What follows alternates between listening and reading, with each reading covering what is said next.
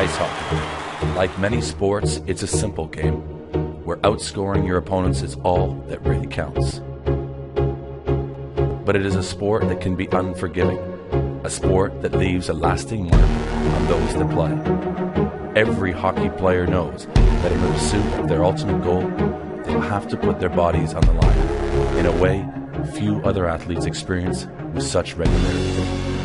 For some, the season has already been a success, but no matter what glories have gone before, nothing feels the same as a playoff championship. It is the playoffs that define teams across the globe. It is a game to the end of a season, a game that no matter what has taken place previous, sends some home losers and others as winners. Fans from across the nation, from every team, are in attendance to see the culmination of a long season. A season of 10 teams, 60 games, comes down to 2 teams. One game, one hero, one winner. We welcome you to the Rapid Solicitors Elite Ice Hockey League Playoff Final 2012. Hello and welcome to the 2012 Elite Ice Hockey League Playoff Finals between the Cardiff Devils and the Nottingham Panthers. We're live from the National Ice Centre here in Nottingham. There's not a seat to be had. It's a sellout with fans from all over the league here for a fantastic weekend of ice hockey. They've all enjoyed themselves, folks, and I know you're going to enjoy this one at home. Both teams arrived early, soaking up the atmosphere and preparing for one last massive game of ice hockey. Well, the Panthers came out on top 12 months ago and they're on a great run in cup competitions. They retained the Challenge Cup for the 3rd year in a row and we're looking to make this 4 trophies from the last 6 available. The Cardiff Devils, on the other hand, have never failed to make it to the playoffs, but they've never won it. Can the Panthers come out on top once again, or will Gerard Adams and his Devils break the playoff curse? Hello and welcome along. Plenty to get through tonight, and I'm delighted to say that I'm joined by 2 familiar places to help us decide, talk through who's going to go on and triumph tonight. Former GB International and Cardiff Devil Brent Poth and former Sheffield Steelers captain Ron Shudra. Guys, it's Groundhog Day. It's the same 2 teams that were in the final last year, but still a huge game nonetheless. It is. It's a very, very big game, not just for Cardiff Devils to try and get that elusive win, but for the Nottingham Panthers. You can hear how loud it is in this building right now. We're struggling to hear each other speak, let alone hear each other. But, you know, it's a huge game for Nottingham to try and win again in front of their home crowd. It is a huge game for Nottingham with the Cardiff Devils. 8 times they've made the playoffs. They've made the finals 4 times. Brent, do you think this could be Cardiff's year? Well, they've certainly got the emotional scars to show it for those unfortunate results over the last 8 years. But, you know, you look back last season, they probably had a little bit of a different team, maybe a little bit of a stronger team, a few more stars. Craig Weller, John Pelly had a breakout season. Maybe not the same lineup this year with Cardiff. They're missing Brad Voth and Max Bierbryer. But if there's one thing that matters in a 60-minute game, it's heart. And this Cardiff Devils team has heart. It might not be deep, it might not have the same qualities it did last year, but over 60 minutes, there's something different about this group. Well, the Nottingham Panthers, they're no strangers to occasions like this. They seem to always rise an occasion, though, don't they, as well? Well, they do. I mean, again, you go back to it, you know, they will feed off the energy in this building, and right now it's absolutely electric. You know, they're waiting in their changing room, ready to come out and ready to rock and roll. And, you know, Nottingham Panthers have so much firepower, and if these guys come out and are creative and find holes like they can, you know, it's going to be very, very difficult for Cardiff to defend. Well, what an atmosphere here tonight. We'll hear plenty more from Brent and Ron in just a few moments. But let's head back 24 hours to see how these 2 teams made it here to the final. For those of you that are new to the playoffs, it's a 2-day celebration with the semi-finals taking place on Saturday. Seth Bennett's here on hand to run us through those 2 games. After a record-setting league-winning campaign, the Belfast Giants had their eye on the double, but it was the Cardiff Devils who struck first. Scott Matsker scoring after 2.5 minutes.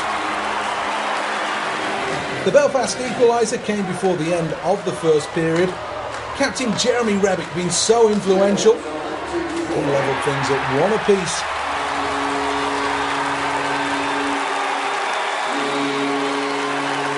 Cardiff, though, were undeterred and they were to retake the lead. Good work from Scott Matsker before eventually Scott Dobbin was there to finish and make it 2-1. So Cardiff continued to work hard down low, and eventually they got the opportunity to grab a third goal, and it was taken by a diving Luke Piggott.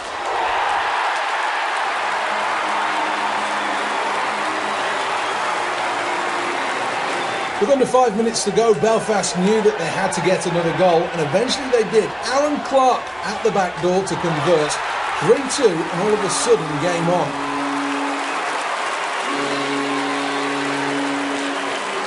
Time was ticking down for the Belfast Giants, and they were throwing everything at the Cardiff Devils. And this was a moment of controversy. The puck sneaked past Stevie Lyle, and there was the big figure of Mike Hoffman to reach around Lyle and just push the puck over the line before the net came off its moorings. After a scoreless extra period, it came down to penalty shots. Kenton Smith scoring first for the Cardiff Devils. With the pressure on, Craig Peacock then shot for the Belfast Giants. He wasn't able to convert, neither was Stuart McCrae. Jeff Mason was stopped by Stevie Lyle with a sprawling save. And then it came down to Scott Matska. He couldn't beat Stephen Murphy. So the pressure shot fell to John Pele. He misses, and the Cardiff Devils, much to Stevie Lyle's delight, move on through to the playoff finals for a third successive season. Celebrations on the ice and in the stands. Cardiff with the extra time to prepare the final piece of silverware of the season. With Cardiff already through, Nottingham were looking to book their place in the finals for a repeat of last season. David Clark set them on their way. As time ticked down in the first period, emotions just started to fray a little as David Alexander Beauregard with one chance got a little caught up on the boards, and all of a sudden he and Sylvain Cloutier began to grapple with one another, much to the disapproval of the referee. Into the second, and it was the Panthers who found their stride. Mark Levers with the wrist shot to make it 2-0. And under a minute later, it was the Panthers again. Picking the puck up down low, there was an opportunity. Eventually it broke to Sammy Ryanen, and he had no problems making it 3-0. 3-0 up and really in cruise control, but there was a bit of fight left in the Stingrays, and they themselves managed to cut the deficit through Jason Silverthorne. But Nottingham didn't wait long. David Clark with his second of the game to make it 4-1. And Clark was to go on to score a hat-trick and another influential performance. Nottingham continued to press. This time Rhett Gordon taking all the time in the world. Another fine finish from the former Sheffield Steeler, who'll retire after this weekend. Nottingham really pressed forward and they continued to get chances. This time Matthew Myers picking up the pieces. While Nottingham were caught slightly on their heels, and a slight mistake from the goaltender allowed Derek Campbell in to score, having assisted on the first goal and scored a hat-trick against the Steelers the week before. He really was in some fine playoff form. It didn't take the Panthers long to respond. Clark involved again, picked out Myers behind the net, and he was to return the favour as Clark picked up another hat-trick on Final Four weekend. And there was still plenty of gas in the tank for the Nottingham Panthers, who continued to press. This one though, Boucher would probably want back. David Alexander Beauregard getting the credit for the goal, and Nottingham continued to press. This time a long shot, eventually deflected home. Robert Lakovic taking the credit, and there was still time for another from the Panthers. Jordan Fox, so influential in the regular season, making it double digits. As time ebbed away, one final goal for the Hull Stingrays. Player coach Sylvain Cloutier capping what's been a good playoff campaign. A disappointing semi-final for Hull, but the Nottingham Panthers once again progressed to the final and with a chance to do the double. Well, no surprises there that Nottingham beat Hull, but still a great achievement for Stingrays, making it to the final four from 7th position. And Cardiff making it to the final, the Belfast Giants beating them. That's a bit of a shock. They were. I mean, you look at Hull getting by Sheffield. I mean, Hull came out and they played very, very well against Sheffield. Unfortunately, couldn't carry it over to this weekend. You got Cardiff coming out and knocking off the first-place team in the league, which not a lot of teams have done. So give both of those two teams an awful lot of credit to get into this weekend. They had to work very, very hard and do very well to get here.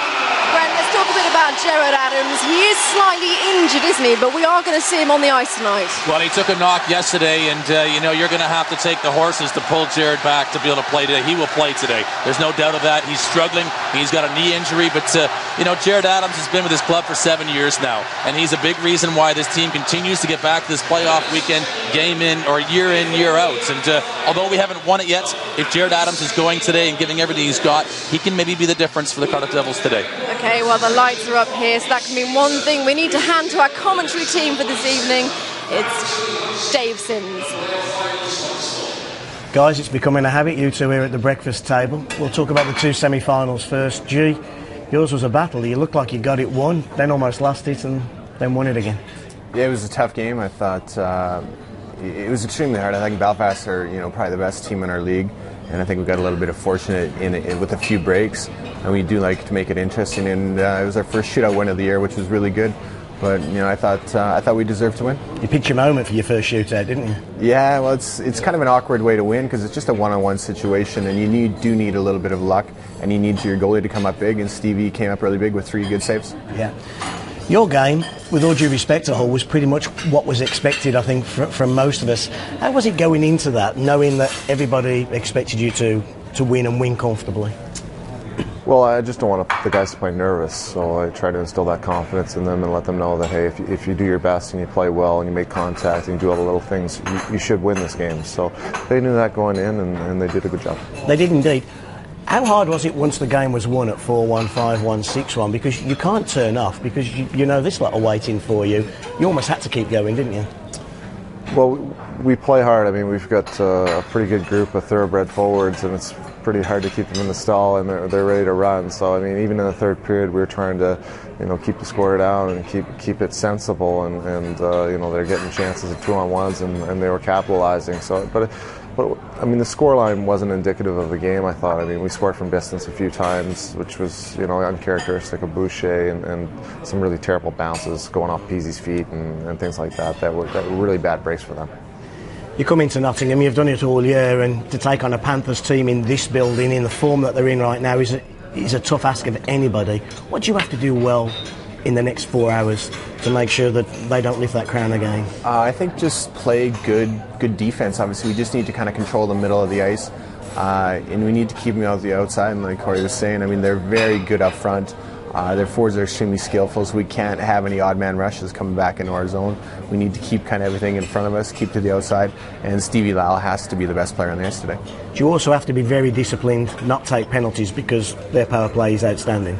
Yeah, it's extremely good, and they've got a lot of shooters who can put the puck in from anywhere. So it is playing 5-on-5, and it's going to be difficult. I think we'll come out a little bit tired. It was a tough game for us yesterday, but we'll just have to keep our feet moving, and hopefully we get a few breaks from the refs. And flip this round to you. His team is just dogmatic. It is everything that he is as a player. It works hard. It's fully committed. It will die in front of you today, trying to prevent you from winning. What do Nottingham have to do well? Well, I mean, G just said it. We're trying to create offense by creating speed in the neutral zone, and they're such a great, well-drilled team in the neutral zone trying to slow you down. If we create speed through the neutral zone, get into our forecheck, and obviously do a better job than Belfast did yesterday of penetrating in front of their nets. I mean, they had a big group of bodies who battled outstandingly hard yesterday to win that game, but we have to outwill them in front of their nets and work hard and win those big man areas. Is depth an issue as well? You have it. He hasn't at the moment. He's struggling for depth, but you've got quality all the way through your lines. Well, we've been healthy all year. I mean, we've taken credit. We have some great fitness trainer, and we've worked very hard at keeping ourselves fit and a lot of luck as well. So, we've got some bodies. We've used our bodies pretty well. We've got 5 really capable defensemen who work hard together, and then even 9 forwards and leave spots in to help out as well. It's a pretty good, impactful lineup. And finally, Jay, isn't it about time you took the bridesmaid's dress off and went home with the prom queen. It's time you won one, isn't it? Hopefully, I think today. I think it will just go like tomorrow. I think last year, I think we were a little bit apprehensive and a little bit uptight going in the game. Where this year, I think we're just enjoying the weekend. We weren't really expected to get through yesterday, so I think we'll just have as much fun as we can. And like Corey was saying, we'll just see what the result is at the end of the game. Credit to the sport, the pair of you. Good luck this afternoon. Thank you. Well, there has to be one drawback, doesn't there, to making it to the playoff final as a coach? Having breakfast with Dave Sims. Well, time now to take a break, but don't go anywhere, as just around the corner we'll have all the action from the 2012 Elite Ice Hockey League playoff final. Don't go anywhere. You really don't want to miss this.